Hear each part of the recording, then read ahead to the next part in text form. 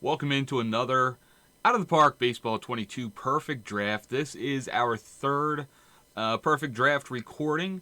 On our last one, Donuts Are Good asked, so does Pete Alonso actually perform well? I remember last year anyone with tons of power performed poorly, but this year have you noticed if he does well, at least in the tournaments?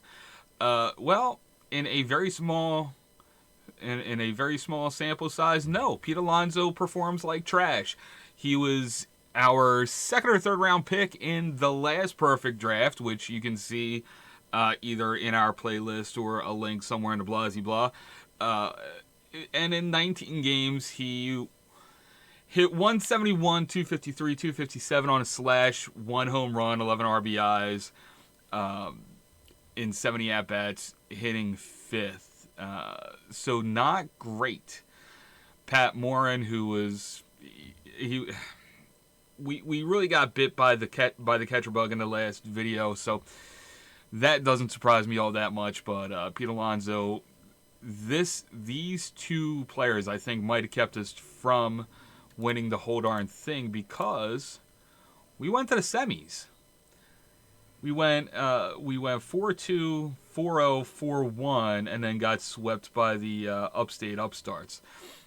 So we didn't do too badly considering how uncomfortable I was with the catcher draft and underperforming Pete Alonso. So we'll keep an eye on Pete Alonso throughout the perfect draft season. We'll see what he does if we pick him up anywhere else. And yeah, so let's do another draft. If you've got any other questions, drop them in the comments below. And as always, draft along with us. Would love to see what you would have picked. So we've got a double round robin, single elimination best of 3. That sounds like fun for 2,000 perfect points. So let's jump into that. I've been having pretty good success drafting defensive heavy teams, so we're gonna keep doing that. We're gonna do that until the luck runs out, I guess. Look at that! I love the new action photos that we're seeing in this year's perfect team set. So there's JT Realmuto, Juan Soto. Am I overvaluing JT because of how bad our catchers performed in the last draft? Let's see. Gary Gaetti's a strong pick. I don't think you can really go wrong with any of these. To me, it really does come down to Soto and Realmuto. I think we'll get a better right field option later versus our catching options. I think we'll get better right field choices later on than we will catching choices. So we're gonna go with JT in the first round. There he is, not quite. Is that Dansby Swanson that snuck into home plate before the tag there? So we go JT Realmuto. So the catching position is locked in. We could go with a Phillies pitcher and have kind of a 90s to 2020s Phillies battery. I don't know if we really want to go pitcher this early. Monty Cross with Philadelphia A's. That's not a bad choice. Cam Boyer was, he was a big home run guy. Tim Jordan's probably not a good play here. Roy White. I think it really comes down to Roy White or Ken Boyer. Both, I think, are good picks, but I think Roy White is, he's stronger across the board. So we're going to go Roy White there. Casey Mize, I think, is a little overvalued. I think that everybody's kind of picking him based on what he probably will do, but I don't think he's there yet. I don't think he's a third rounder for us. Dwight Evans is that line's probably just as good as the Juan Soto perfect card. Kyle Seager. I think the play is going to be Kyle Seager here. because this is just as good as the Ken Boyer from last round. So let's go Kyle Seager. That'll lock us up. That pretty much handles our power offensive position. So now we've got pick twos. Let's see. I'm liking the Yu Darvish right off the rip. Let's say we go Yu Darvish. I'm not gonna burn a fourth rounder on a backup catcher. Let's see. Shortstop, I want a big defense number.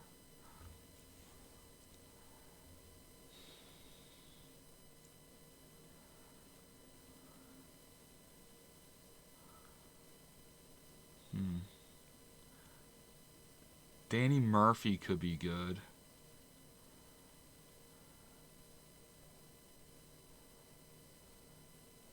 I think it's between Gordy Coleman and Danny Murphy. I like having a left-handed bat. I want to make sure we get... I think this is a good call. 54 is pretty much dead average defense. You don't really need a super strong defender at first base, especially if you can pick up a strong defending second baseman. Above average power, perfect, 80 overall is Hall of Fame level contact. So I think that's going to be the call. I think we're going to go Gordy Coleman and Yu Darvish. So another pick two. This is going to be our second baseman round for sure. We've got three good choices here. Max Muncy live card. The power and eye are fantastic. Defense is real weak. With an average first baseman, I want at least a slightly above average second baseman. That's Rob Wilfong right there. Adam Kennedy. He's gonna strike out a lot. Looks like whack power. He's gonna be a punch and Judy type guy. But the defense and the contact, that's good for like a 7-8 hitter somewhere down the lineup. The defense is gonna be fantastic. It'll pick us up with Gordy Coleman at first. Nothing's gonna get through this infield. Let's see, Javi Baez. Yeah, we gotta go Javi, right? Yeah, let's go Javi. That'll finish off our infield. We've got a fantastic infield right now with Gordy Coleman, Ian Kennedy. We've got Kyle Seager and Javi Baez. So we're locked up around the horn. We've got a good catch. We've got a fantastic catcher. We've got our number one starter. We need center field, right field, then the rest of our pitching staff.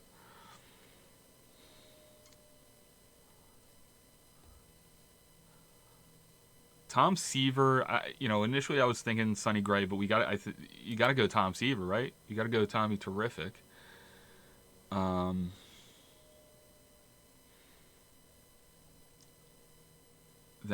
I'm thinking it's either Danny Darwin or Sonny Gray.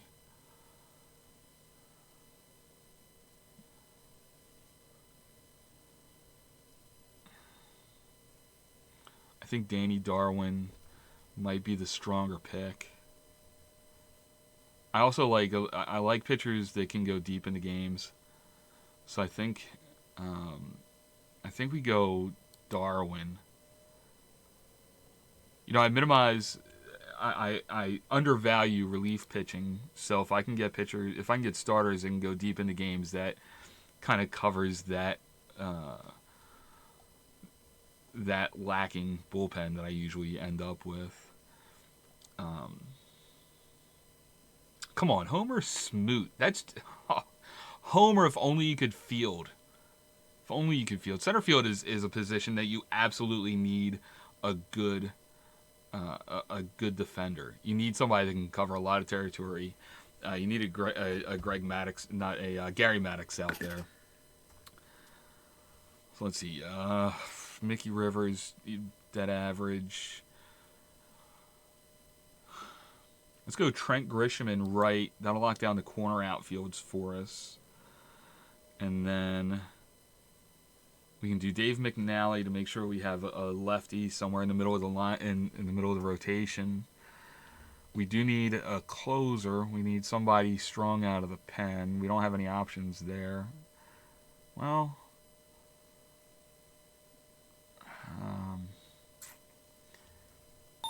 think we got to go. I think we got to go Dave McNally there. So we'll go Trent Grisham in right field and Dave McNally for our number 3 starter. Our number 4 starter. Oh, we've already got 3 starters. So let's go Tom Norton. Make sure we get a bullpen arm.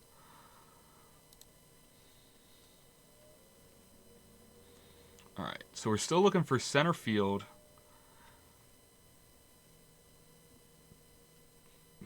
Still looking for a center fielder and some bullpen depth.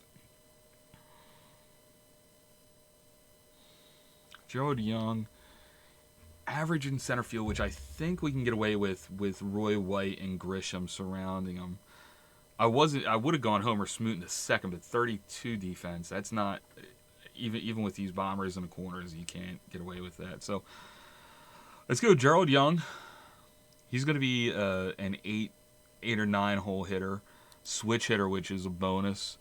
He'll take you into long counts, I think, with that. Eyes average, but he'll have a pretty good on base percentage, even if he's not hitting a bunch of extra bases. Matt Barnes, I think Barnes has closer stuff, so for us at least, I think he'll be our closer. So we're going Matt Barnes there, and Gerald Young. So we've got our defense set. Now it's about depth. In round 9, Dustin May, I think, might be a steal here. He'll be a great number 4 guy for us. Now I'm looking for utility players. I like to stack up the bench with players that can play multiple positions. You're not gonna find that a lot with the vintage players, like these guys from the 30s and through the 50s. You start to see that in the 80s and 90s. You see players with a little bit of position dexterity.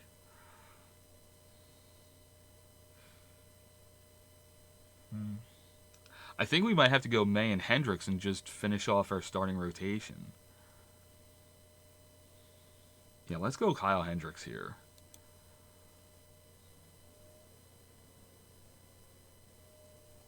All right, so now we're down to bench and bullpen.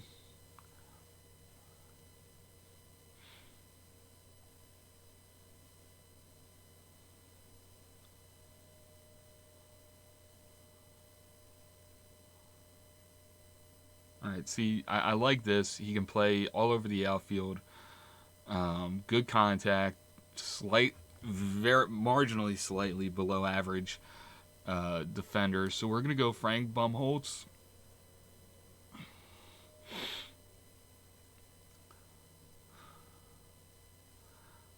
Frank Bumholtz and I think Stomont, right? Actually, Zach Birdie's a better fielding. Yeah, we'll get Zach Birdie. He's a better fielding pitcher, just as good with the stuff. So I think we're good there. Yeah, I like that. So we got Frank Bumholtz and Zach Birdie.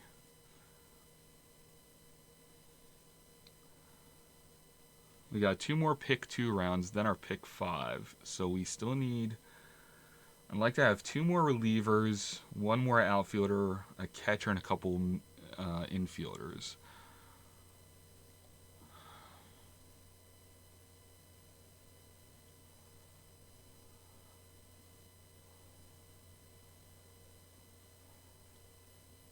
So Matt Wisely, I like big players. I like big pitchers. 6'3", he's going to shorten up that distance from the pitch to the catcher.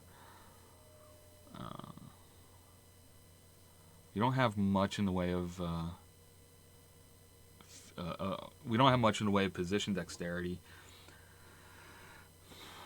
Dick Shorten would be a good guy to come off the bench. He'd be a good pinch hitter. Serviceable in the outfield. We don't have really anything else, I don't think.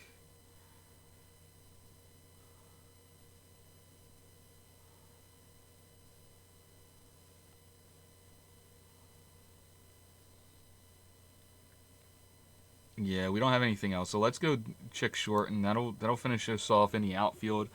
So we're looking for a catcher, 2 infielders with position dexterity, and 1 more reliever. And we've got 2 rounds to find it. So this right here, Mike Gonzalez is perfect. He's a dead average catcher. He can also fill in at first base without hurting you too much. So we'll go Mike Gonzalez. That's great value in the 12th. And that leaves us with not much else.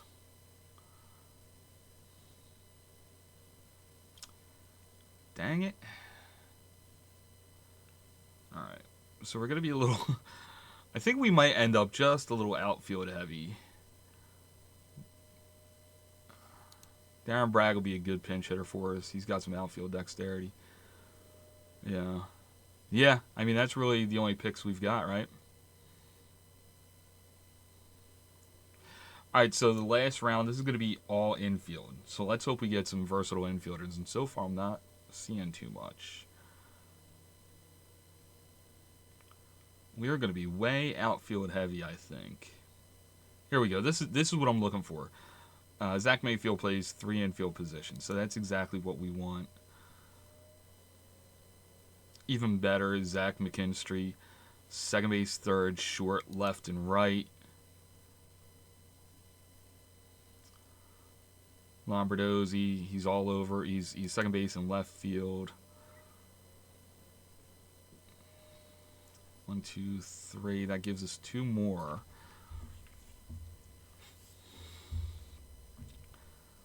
We need at least 1 more reliever.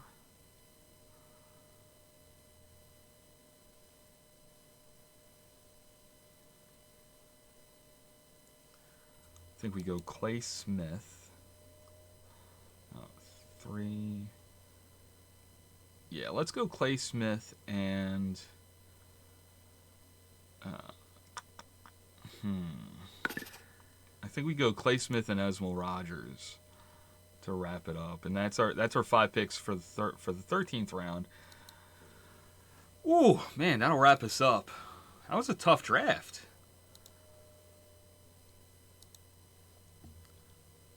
So not a bad rotation. I would have liked to have had at least 1 lefty. We need some. We missed on lefties in the pen somehow.